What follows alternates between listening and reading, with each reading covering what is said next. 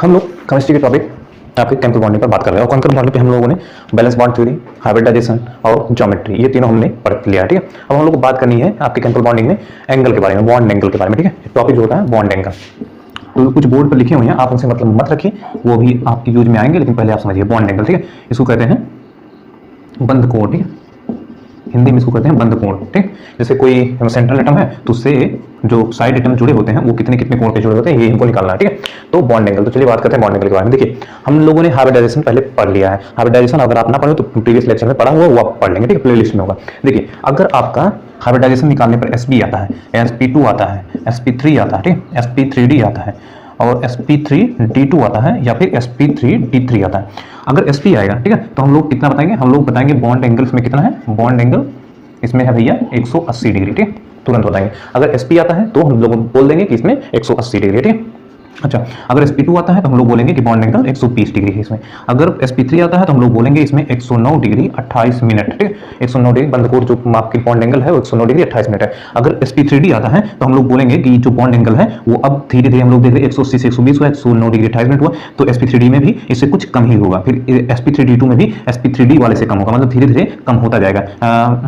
ठीक है, ये हम लोग जान सकते हैं। इसी में मतलब किसी का होता है sp3d, sp3d2 में से किसी का एक होता है 72 डिग्री, लेकिन वो कंफर्म नहीं है। लेकिन आप इतना समझिए कि देखिए sp में, sp2 में, sp3 में, ये मेन है, आपको जानने चाहिए। इसमें 180 डिग्री, इसमें 120 डिग्री, 109 डिग्री 28 मिनट, फिर और क्या होता है, धीरे धीरे घटता ही जाता है बॉन्ड एंगल। ठीक है, तो हम लोग समझ चुके हैं कि बॉन्ड एंगल ये मेन तीनों हम लोग को पता हो गए और ये भी पता हो गए कि नीचे जाने पर घट ही रहे। ठीक है, तो हम लोग को क्वेश्चन कैसे आएगा या पूछा कैसे जाएगा वो हम लोग बात करते हैं आगे। ठीक है, अच्छा भैया, तो हम लोग समझ चुके हैं आपके बॉन्ड एंगल के बारे में। तो देखिए, हमें जो पहला निकालना है, मान लीजिए CH3, अब आपके यूज में आएगा CH3+, आप इसका निकालिए। देखिए, हमने बताया था कार्बन सेंट्रल एटम है, कार्बन के पास में 4 इलेक्ट्रॉन थे, प्लस आया, एक प्लस आया तो एक निकल गया, तो बच्चे तीन क्या हुए, तीनों H के साथ बॉन्ड बनाने में चले गए। तो इसके पास में एक भी लोन पेयर नहीं है, और ये क्या है, 1 2 3 सिग्मा 0 लोन पेयर बराबर 3, और 3 जब आता था तो हम लोग बोलते थे कि ये sp2 हाइब्रिडाइज है। तो sp2 अगर हाइब्रिडाइज है तो हमने अभी भी बताया है कि अगर आपका sp आएगा तो 180 डिग्री होगा, sp2 आएगा तो आपका 120 डिग्री बनाएगा। ठीक, तो इसमें आपकी जो बॉन्ड एंगल हो जाएगी वो 120 डिग्री हो जाएगा। ठीक, अच्छा, फिर आगे बढ़ते हैं हम लोग को पढ़ना है CH3-। ठीक, CH3- में कितना होगा भैया,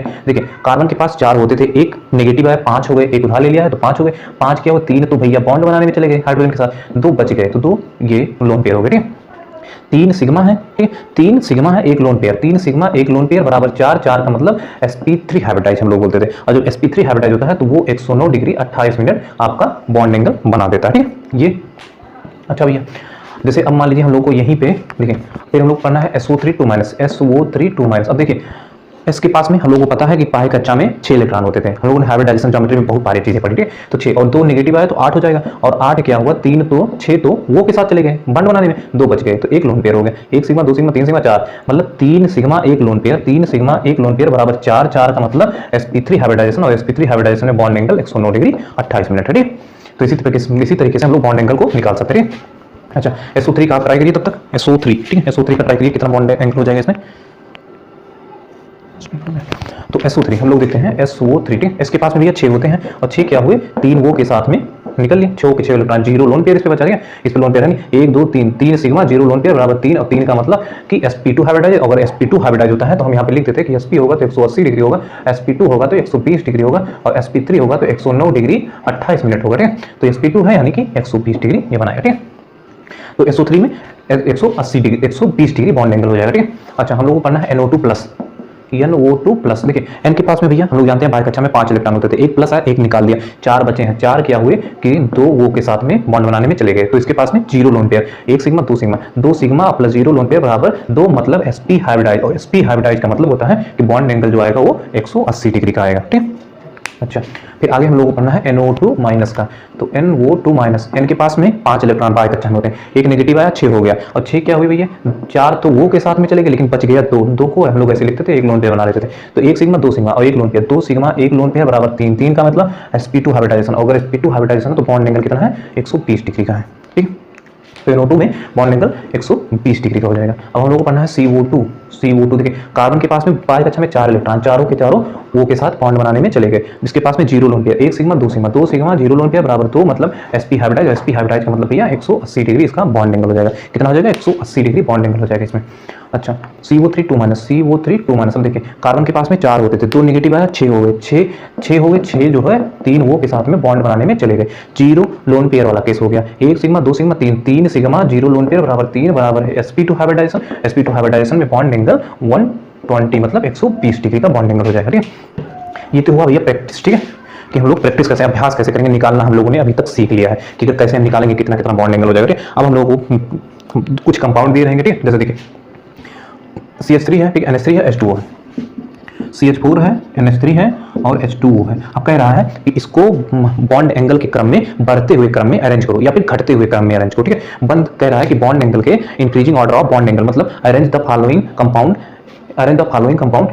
इंक्रीजिंग द बॉन्ड एंगल। ठीक है, तो हम लोग क्या करेंगे पहले बॉन्ड एंगल इसमें निकालेंगे। देखिए भैया CH4, ठीक है CH4, अब CH4 में कितना होगा, कार्बन के पास में 4 होते थे और चारों का हुए कि चारों के चारों चले गए बॉन्ड बनाने में, तो 4 सिग्मा 0 लोन पेयर वाला केस, तो 4 सिग्मा 0 लोन पेयर यानी 4 + 0 बराबर 4, 4 का मतलब कि sp3 हाइब्रिडाइज, और अगर sp3 हाइब्रिडाइज होगा तो 109 डिग्री 28 मिनट होना चाहिए। ठीक है, और 0 लोन पेयर वाला केस ये याद रखेंगे।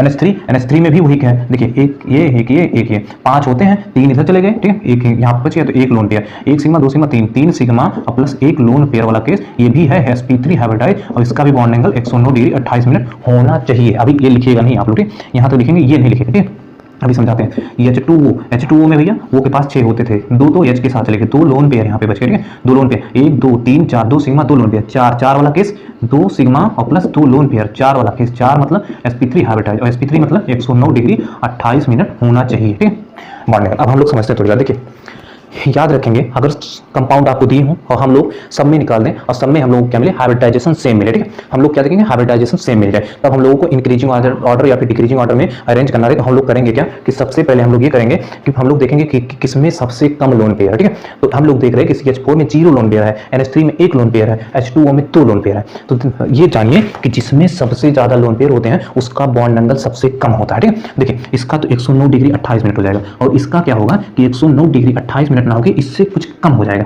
जैसे हम लोग मान लेते हैं कि इसका 108 डिग्री हो गया। ठीक है, हम लोग मान लें कि इसका एक लोन पेयर था तो इसका बॉन्ड एंगल घटा 108 डिग्री हो गया, और इसमें क्या हुआ कि 2 लोन पेयर आ गए तो इसका बॉन्ड एंगल और घट जाएगा, तो इसका 109 डिग्री ना होके मान लीजिए कि जैसे 107 या 106 डिग्री हो जाए, और इसका जो वास्तव में होता है शायद 104 डिग्री के आसपास में आ जाता है। ठीक है, तो 2 लोन पेयर वाले में सबसे कम हो जाता है, 1 लोन पेयर वाले में इससे कम होता है, 0 वाले में जो रहता है वही होता है। ठीक है, तो देखेंगे अगर हम लोगों को हाइब्रिडाइजेशन सेम मिल जाए और हम लोग को बॉन्ड एंगल इंक्रीज या डिक्रीज ऑर्डर में लिखना रहे तो हम लोग करेंगे क्या, सबसे कम लोन पेयर वाले में सबसे बड़ा बॉन्ड एंगल मिलेगा, सबसे ज्यादा जिसमें लोन पेयर रहेंगे उसमें सबसे कम लोन आपका बॉन्ड एंगल मिलेगा। ठीक है, तो यही आपका ऑर्डर हो जाएगा। तो देखिए अगर हम लोग इसको बात करें तो हम लोग को सबसे बड़ा CH3 हो जाएगा, CH4 हो जाएगा, इससे बड़ा देखिए CH4 सबसे बड़ा, फिर उसके बाद NH3 से बॉन्ड एंगल इससे बड़ा, क्योंकि CH4 का बॉन्ड एंगल सबसे ज्यादा 109 डिग्री 28 मिनट है और इसका लगभग 107 है और इसका लगभग 104 डिग्री है।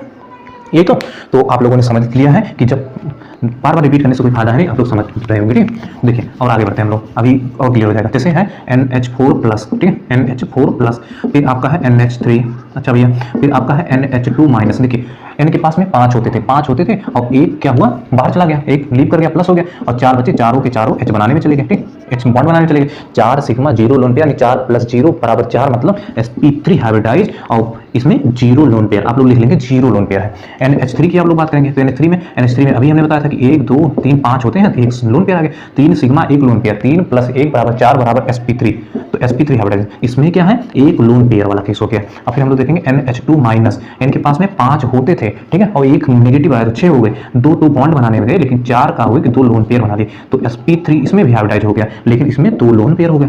अब सबसे बड़ा बॉन्ड एंगल आप बताएंगे, सब में sp3 हाइब्रिडाइज है लेकिन सबसे बड़ा बॉन्ड एंगल उसका होगा जिसमें कम लोन पेयर रहेंगे, तो इसमें सबसे कम लोन पेयर है, फिर इसमें है, फिर इसमें सबसे कम, अगर इसमें तुलना की बात की जाए सबसे कम बॉन्ड एंगल इसका होगा, तो सबसे बड़ा बॉन्ड एंगल इसमें होगा। तो अगर हम लोग को ऐसे ऑर्डर में बताना हो तो ये ऑर्डर हो जाएगा। ठीक है, सबसे कम इसमें हो जाएगा, सबसे ज्यादा इसमें हो जाएगा क्योंकि सब sp3 हाइब्रिडाइज है लेकिन लोन पेयर इसमें कम है और यही लोन पेयर इसमें 2 लोन पेयर है। ठीक, अच्छा अब हम लोग को बात करनी है CH4+, CH4 CH3+, CH3-। ठीक, इस कंपाउंड की बात करनी है।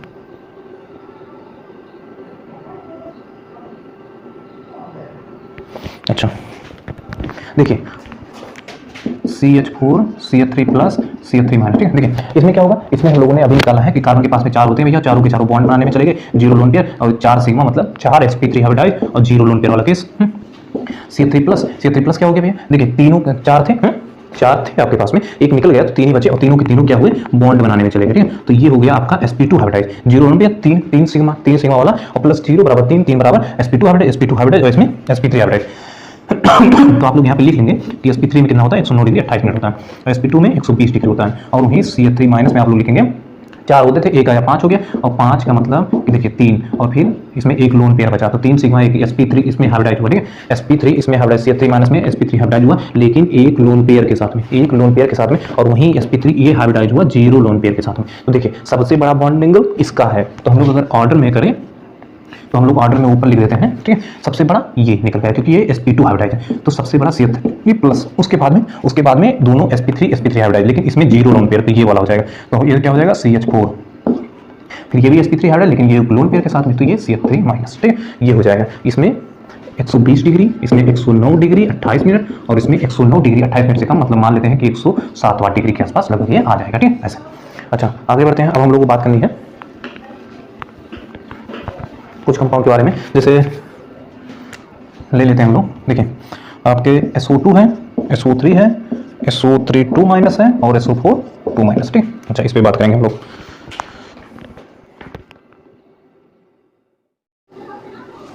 तो हम लोग जो बॉन्ड एंगल पे बात करते हैं हम लोग यहाँ तक पहुंचे थे कि SO2 SO3 और SO3 2 माइनस SO4 2 माइनस, इसमें हमको अरेंज करता है कि अरेंज करना है कौन सबसे ज्यादा बॉन्ड एंगल, किसमें सबसे कम बॉन्ड एंगल। तो देखिए बॉन्ड एंगल SO2, ठीक है, SO2 का आप जब निकालेंगे हाइब्रिडाइजेशन तो इसमें 6 होते हैं भैया, यस डबल बॉन्ड एक यहाँ पर 4 इलेक्ट्रॉन तो खर्च हो गए, एक लोन पेयर बच गया, तो 1 2 3 2 सिग्मा एक लोन पेयर मतलब sp2 हाइब्रिडाइज 3 हो गया, मतलब sp2 हाइब्रिडाइज में हम लोग 120 डिग्री ले दिए। ठीक है, अभी लिख लेते हैं, इसमें एक लोन पेयर आप लोग लिख लेंगे यहाँ पे जरूरत पड़ने पे। ठीक है, अच्छा SO3 में क्या हो गया, SO3 में क्या होगा कि तीनों वो लेके निकलेंगे, तो 1 2 3 सिग्मा मतलब कि और 3 सिग्मा प्लस 0 लोन पेयर बराबर 3 का मतलब sp2 हाइब्रिडाइज मतलब 120 डिग्री और इसमें 0 लोन पेयर आप लोग ले लेंगे। ठीक है, अच्छा फिर भैया देखेंगे SO3 2 माइनस, अब SO3 2 माइनस इसके पास में 6 होते हैं, 2 और नेगेटिव आ गया मतलब 8 हो गया, और 8 का करेंगे कि तीनों को हमने लगा दिया, 6 खर्च हो गए, 8 थे 2 बच गए। अब देखिए 1 2 3 4, देखिए 4 का मतलब sp3 हाइब्रिडाइज में 109 डिग्री 28 मिनट बनता था। ठीक है, और इसमें एक लोन पेयर भी है, एक लोन पेयर होने का मतलब है कि 109 डिग्री 28 मिनट से बॉन्ड एंगल कुछ कम होगा। अच्छा एक लोन पेयर यहाँ होने का मतलब 120 डिग्री से कुछ बॉन्ड एंगल कम होगा। अच्छा और SO4 2 माइनस का मतलब है, SO4 2 माइनस यहाँ बनाइए, देखिए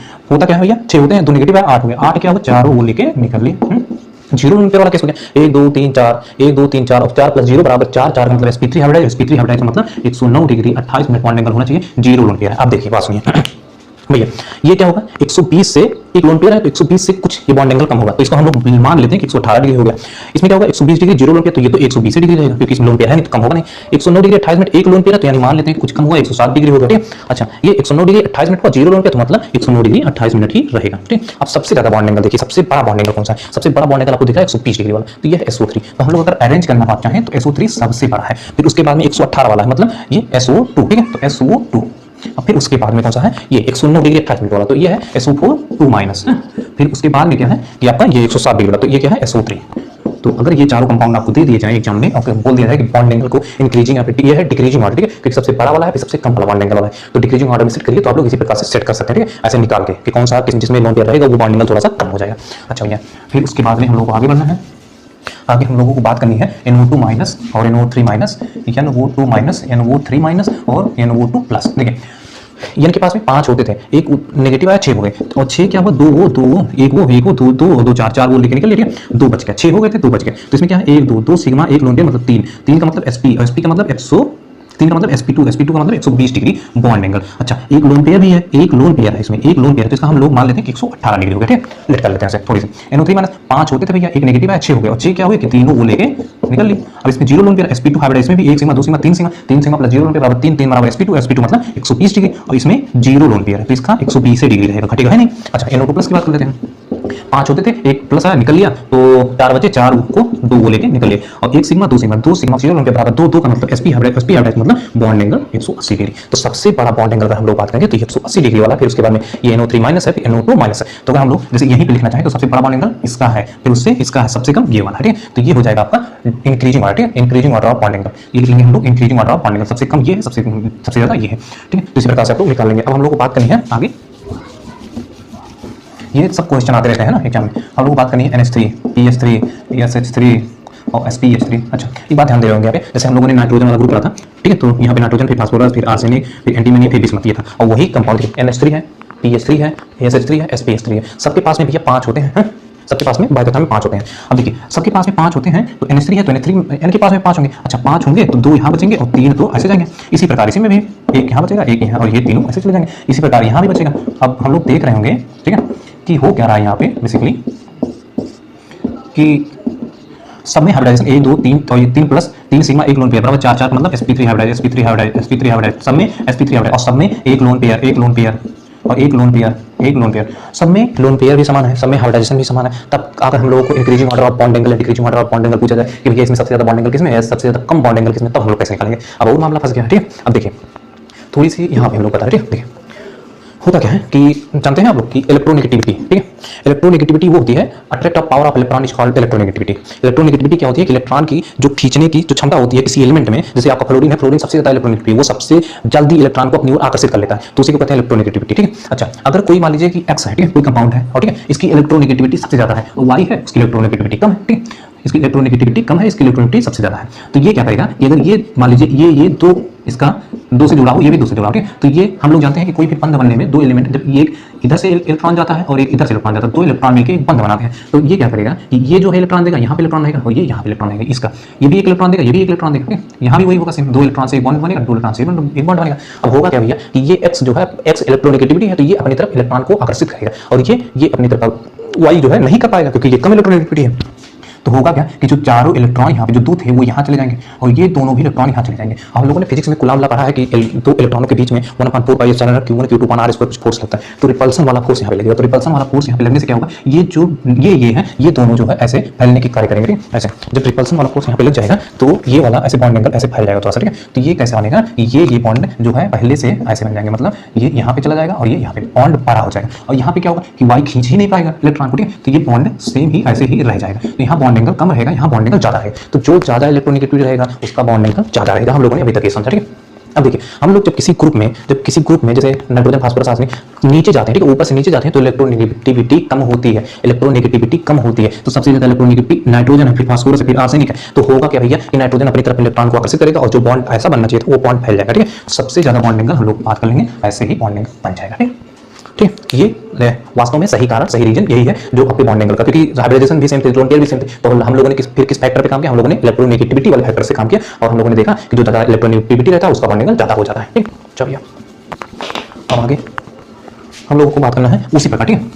देखिए H2O है, H2S है, H2Se है, H2Te है, ठीक है। हम लोग देख रहे हैं कि जो ऑक्सीजन वो यही ऑक्सीजन वाले ग्रुप में ये लोग बनते जा रहे हैं, तो इनके पास में होगा क्या भैया, सब sp3 हाइब्रिडाइज होंगे, सबके पास में 2 लोन पेयर होगा। आप निकालेंगे तो सबके पास में 2 लोन पेयर होगा और सब sp3 हाइब्रिडाइज होंगे, ठीक।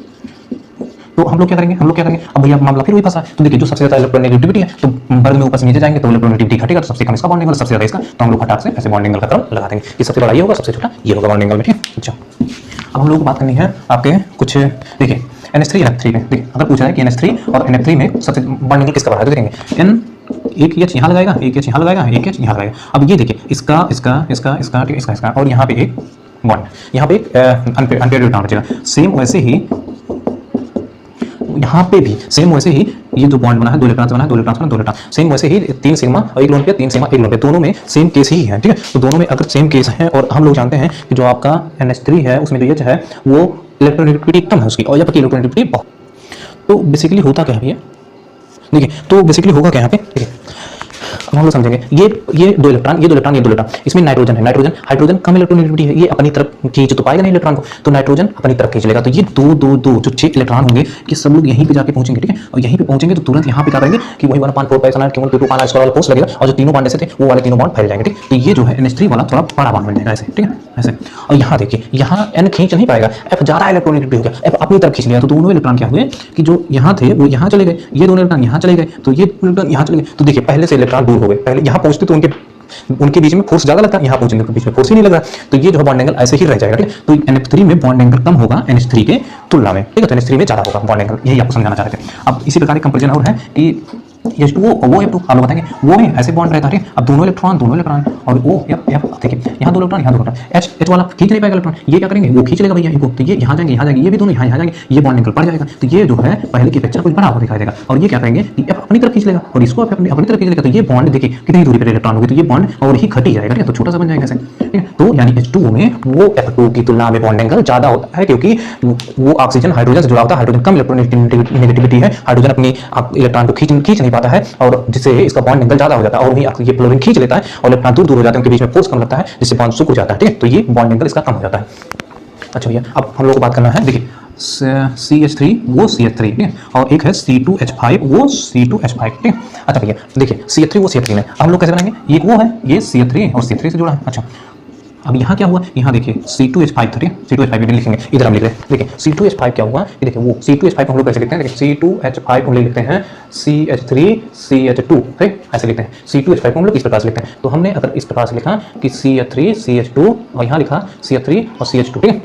अब देखिए ये छोटा है ये भी छोटा है, ये बड़ा है क्योंकि CH3 पहले से है और CH2 भी आ गया, CH3 पहले से है CH2 भी आ गया। तो देखेंगे होगा क्या कि इनके बीच में होगी लड़ाई, जब दो बड़े हो जाएंगे, एक वो है एक ऑक्सीजन है और एक से अगर CH3 जुड़ा है, CH3 तो आराम से जुड़ा है, लेकिन अगर CH3 भी जुड़ गया CH2 जुड़ गया, CH2 CH3 हो गया, CH2 CH3 हो गया, तो इनके बीच में क्या होगा कि CH2 CH3 में दोनों ऐसे करेंगे लड़ाई, ठीक। और जब लड़ाई होगा तो होगा क्या कि ये वाला बॉन्ड जो है थोड़ा सा और बढ़ जाएगा, ऐसे रहने के सिवाय ये वाला बॉन्ड इस प्रकार से हो जाएगा, ठीक है। तो ये वाला बॉन्ड इस प्रकार से हो जाएगा। तो कहने का अर्थ ये है अगर ऑक्सीजन किसी बल्की ग्रुप से, इसे बोलते हैं बल्की ग्रुप मतलब जो बड़ा वाला हो, तो बल्की ग्रुप से जुड़ा हो तो उसका बॉन्ड एंगल छोटे वाले की अपेक्षा बड़ा होता है, मतलब इसका जो बॉन्ड एंगल होगा इसकी अपेक्षा बड़ा होगा भैया, ठीक है। बस तो बॉन्ड एंगल में जितने भी क्वेश्चन बन सकते हैं हमने सब कवर कर दिए हैं, चाहे वो आपके बल्की ग्रुप से हो या फिर सेम हाइब्रिडाइजेशन में हो, सेम लोन पेयर वाले हो, किसी भी तो आप उसमें उनको लगा सकते हैं। और तो चलते मिलते हैं अगले नेक्स्ट वीडियो में, ठीक है। टेम्पल बॉन्डिंग आपका जो है समाप्ति की वो धीरे धीरे चल रहा है।